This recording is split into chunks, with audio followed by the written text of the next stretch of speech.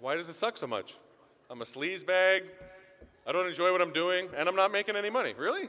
I thought even if you're like, even if you have no soul, you at least make a lot of money. Nope, nope. And I'm telling you, it's weird. I met like 50, 60 lawyers that kept telling me if I had to do it all over again, I wouldn't have went to law school. And that totally like screwed up my head because I'm like, well, now my master plan is like in the tubes. So now I'm going to go back to school and I'm going to, go to law school and be unhappy. That's just, I don't know, this doesn't seem right. Plus, a lot of other stuff in the field didn't seem right. I met a lot of broke people, too. I went to a lot of nice houses, and I'm selling coupons for $20, and I'm hearing people tell me to come back on payday. I'm like, but you got a nice house with a nice car. Yeah, I know, but we're totally broke. I'd meet women in the afternoon that would say, well, come back when my husband's here. And I'd say, well, the coupon only costs $20. Well, I know I can't make any financial decisions on my own. I'm like, ma'am, it's $20. You don't have to refi the house to buy my coupon. She goes, oh, I know, but my husband would get really upset if I spend money.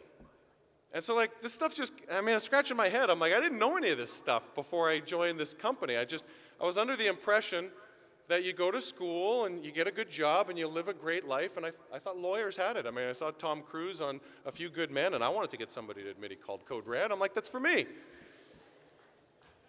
So, and I saw a lot of like miserable people too. Like I started doing a survey on my tracking sheet. You guys might want to try doing this. Who's happy, who's not happy?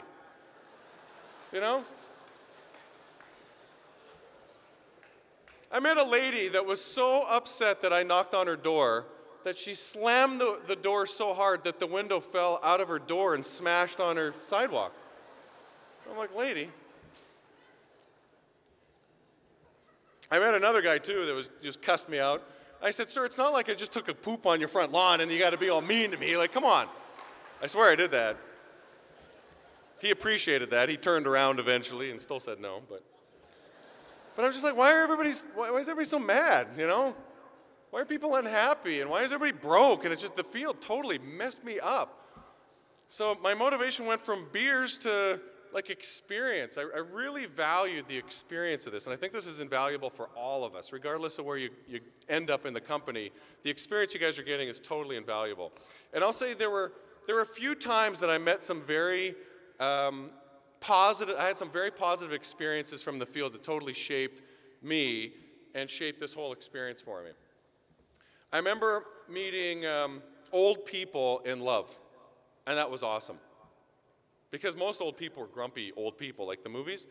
And it was nice to see people married for 60 years and being all giddy and kissing. And I'm like, oh, there's hope, huh? That's how my life can be. I want my life to be like that. I met a girl at the door who was a young girl. I was having a bad day. I say this story a lot, but I was having a rotten day and it's raining and I'm feeling all bad for poor Jamie and everything's miserable. And I met this young woman in a wheelchair with an attitude like this. And I'm knocking on her door like this, and she goes wheeling into the home and wheeling back with a hot chocolate for me. And she asked if she could buy my promotion. I said, yeah. Of course, everybody's picking them up. Not. I'm telling you, I walked away from the door teary-eyed because I'm like, I'm such a jerk, I'm feeling so bad for poor Jamie, and here's this girl with this awesome attitude with, fractions of opportunities in life that I'm going to have. So it was little things like that that played a big part of who I am and trying to change my character. And I'm telling you, there were also some experiences. I'm getting to the next level of my motivation. I go to some of the rich neighborhoods. I loved going to rich neighborhoods, nice houses, Range Rovers driveway, beautiful homes, love that stuff. In California, those territories burn down all the time, but nonetheless, they're nice. And I'd knock on some doors, and I'd get a lot of maids, and I'd hear things from the maids like, "Oh no, Mr. Johnson's not here right now." I'm like, "Oh really? Where's Mr. Johnson?" "Oh, he's in Europe with his wife and kids for 2 weeks." Damn, what does Mr. Johnson do? "Oh, Mr. Johnson owns 17 donut shops in town." I walk away and I got to get me in the donut business. I got to sell donuts. Man, I keep knocking on doors in those neighborhoods. Another maid. "Oh, Mr. Jones, sorry, Mr. Jones isn't here." "Really, where's Mr. Jones?" Oh, he's at the golf course. Golf course, it's like Wednesday at 2 o'clock. What does Mr. Jones do? Oh, he owns the grocery store in town. Man, I got to get in the grocery business. I got to sell some vegetables. I got to get in the grocery business. I started seeing trends with the entrepreneurs. I mean, I certainly wasn't an entrepreneur coming into this thing. But I kept knocking on enough of these doors that I'm like, man, I want that. I want my life. I'm still a young guy. My life isn't like over. I have a chance to design my life. These guys have something that I want. They had the freedom of time and they had the freedom of money. That to me was very desirable. They could do the things they wanted to do and they could do them on their agenda. I love that. And so I also knew that there was a price tag associated with these entrepreneurs. There's an interesting formula for the entrepreneurs, and a lot of them, these are my words, but a lot of them will have this kind of mentality. You can pay now and you can play later, or you can play now and you can pay later. Either way, you're going to pay, and either way you're going to play. Just understand the latter of the two will be exponential. And so that was a tricky time for me as a youngster, a kid in his early 20s, having to make a decision on, I don't want to pay now, man. I want to play like my friends. My friends have easy jobs and they're making easy money, and I'm not. I'm working real hard, but I'm meeting all these people that have the life that I want. And so I had to make the commitment, and I was willing to go through the hell of an entrepreneur, which is you're going to be overworked and underpaid. I get a feeling a lot of you in this room are in that boat. And congratulations, you're on the right track if you want to be an entrepreneur.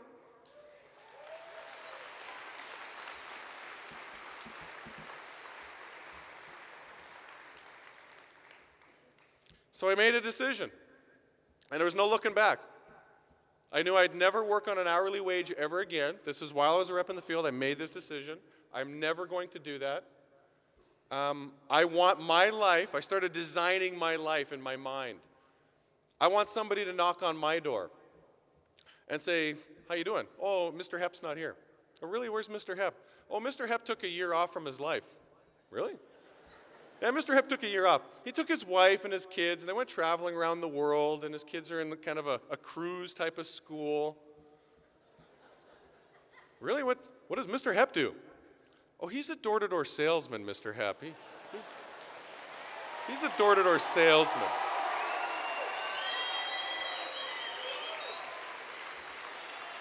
He's a damn good door-to-door salesman. That's what he is.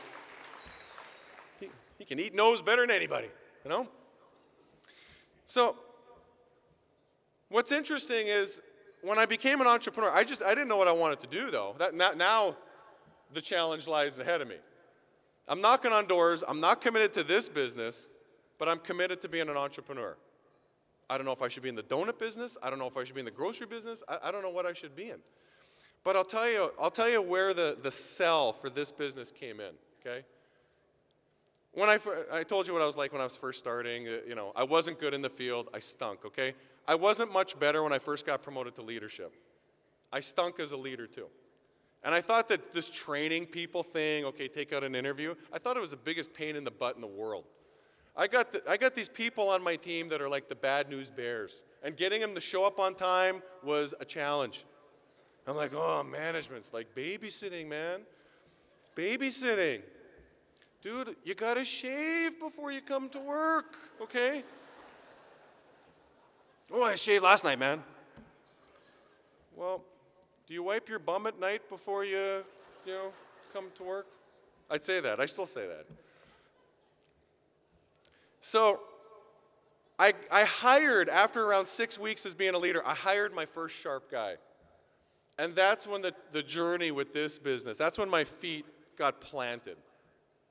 Because I loved coaching. I think coaching's so cool. And I see that video with the kids. I mean, it just puts hits me right there. Like, there's something really fascinating about trying your best and failing. Listen, I've been failing for 10 years, and I just keep getting back up. But I try really hard, and I think the people that know me, I've got your back. I just do a lot of stupid things and say dumb things sometimes. But trying to help people become better people is awesome. And that's what this business is all about. That's why I am a Sidcore junkie. I'm an addict. If you cut me open, I bleed Sidcore blood. Okay, I love the growth. I love tonight, there's all these little circles of people all over the place, and people want to grow, and I see the lights on with this group. This isn't an unmotivated group. I come to work, and the lights are on, and people are looking at me like, please just feed me the knowledge, help me become successful, and it's just completely addicting. So that's why I chose this. That's why I'm not a stockbroker today. That's why I don't own my own law firm today. That's why I'm a Sidcore junkie. My passion today, my motivation today is I love coaching. For anybody who's in this business, anybody that's sold on being an entrepreneur and sold on making your money by helping other people grow, congratulations, you guys are in the right business.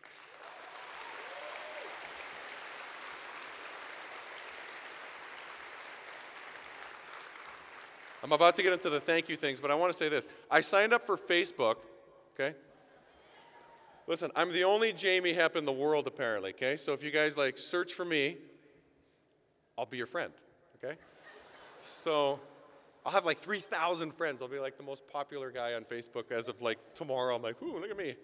But listen, I signed up on Facebook.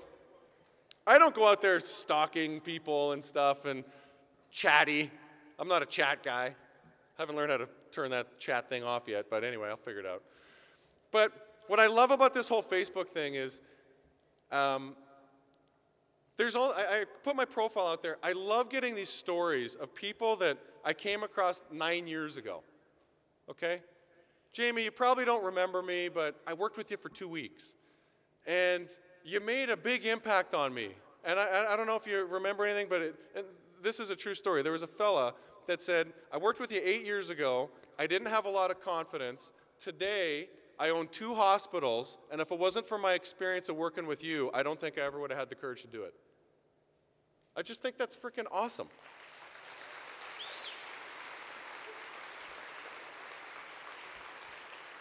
It's a people helping people business. That's exactly what this business is. It's a people helping people business. Sign me up, find me on Facebook. I'd love to be your guys' friends. I think that for the people that don't make it to management, I think we got to go out our way to find value for these people and help everybody grow in our company. I'm really committed to that. I feel like an NCAA coach. I know that if I was an NCAA coach in basketball, the creme de la creme are going to go pro. Maybe 2% are going to go pro, and 98% aren't.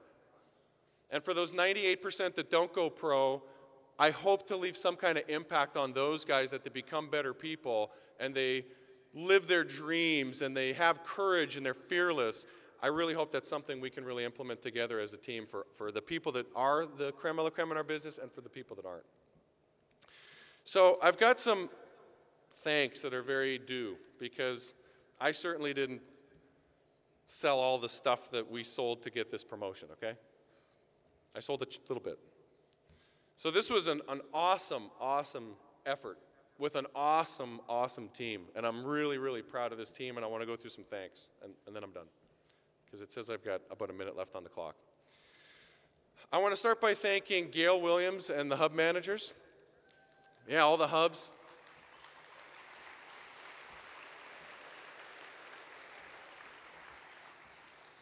You guys make the accounting fun. Numbers sometimes aren't fun, but you make them fun. And you guys hold us accountable, and you guys take care of that stuff that we don't like doing, you know? And so we thank you for your patience and tolerance of working with 20-something-year-olds running companies. That's amazing what you guys do. I want to thank the Sidcore support team, Vera and her team, Jason Carlisle, Uwe, Brendan, Jackie, the list goes on and on. There's about 100 of you. You guys are awesome. Like, you guys you're so service-oriented, it's not even funny. Like, you feel the pain. When we get our rejects, you feel like you got rejected, you know?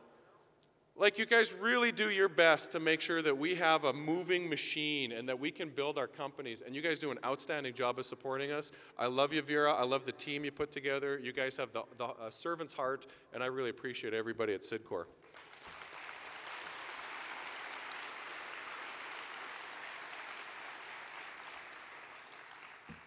The business development team, you guys are studs, okay? Bobby, Jim Majeski, Jim Segrist, Joe Wolf, you guys are studs. I've been in some of the meetings with you guys, and you guys can negotiate like crazy. I feel very confident in my future and our future, knowing that you guys are talking to the big guns at AT&T and Verizon and all these big companies. I feel real confident that you're going to bring home real lucrative deals for us, and I thank you guys big time for doing a great job.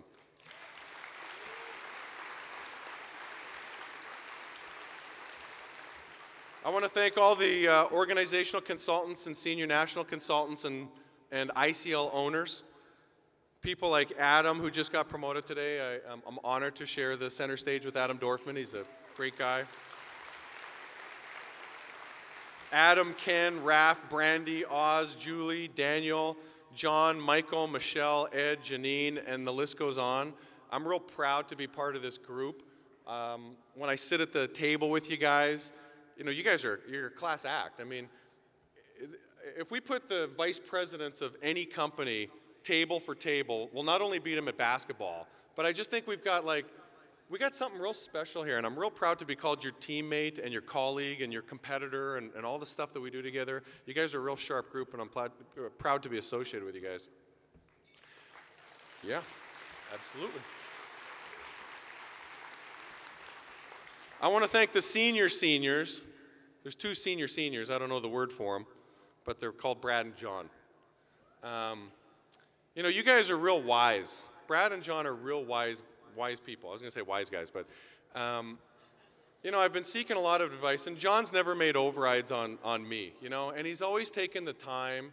Brad's always taken the time to sit down, to spend time with me, to fly into my city. They're spending their own money to come visit little Jamie, and I've really valued over the last years taking that 35 years of combined experience they have, or something like that, and just sucking them for the information that they got, because they're smart people. They sometimes tell me the things I don't want to hear, but they give me good counsel, and I really appreciate what you guys have done for me, so thank you, Brad and John.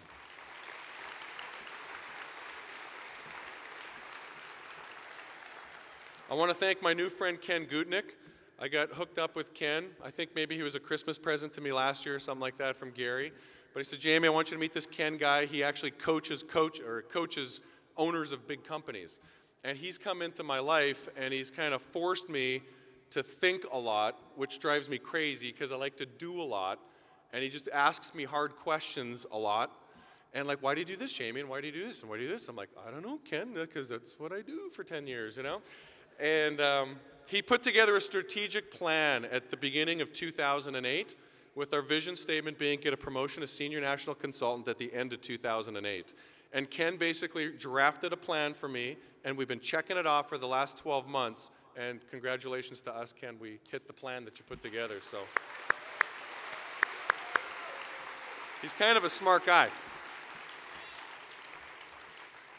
I want to thank Gary Polson. Gary, you are a stud.